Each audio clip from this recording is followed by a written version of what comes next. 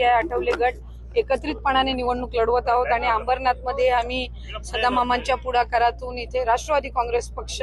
स्वतंत्र निवडणूक लढवत आहे आणि नागरिकांचा खूप उदंड प्रतिसाद आहे, मतदार बंधू भगिनींचा खूप उदंड प्रतिसाद आहे आणि मला खात्री आहे की 2 तारखेला हा प्रतिसाद मतपेटीमधून आपल्याला पाहायला मिळेल. ताई, आपण जर बघितलं की लाडकी बहीण योजनेमध्ये मुदतवाढ करण्यात आली केवायसी केवायसीची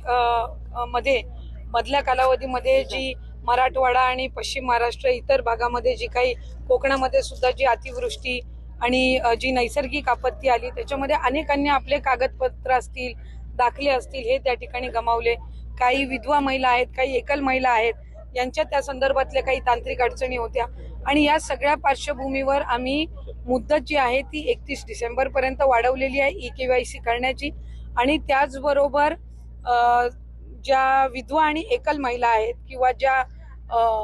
विभक्त झालेल्या महिला आहेत म्हणजे डिवोर्सी असतील त्यांना सुद्धा त्यांचे कागदपत्र जे आहेत ते त्यांच्या अंगणवाडीमध्ये ज्या सेविका असतात त्यांच्याकडे त्यांनी जर ते उपलब्ध करून दिले तर ते अपलोड करून त्यांची केवायसीची प्रोसिजर ही सुरळीत होऊ शकते. ताई, आपण जर बघितलं अंजली दमाने आज दिल्लीला पोहोचल्यात अमित शहाची भेट घेण्यासाठी, अजित पवार यांच्या राजीनाम्याची मागणी. त्याच्यावर दादांनी आपली भूमिका स्पष्ट केलेली आहे. त्या संदर्भातली एक सविस्तर चौकशीची समिती सुद्धा आदरणीय मुख्यमंत्री महोदयांनी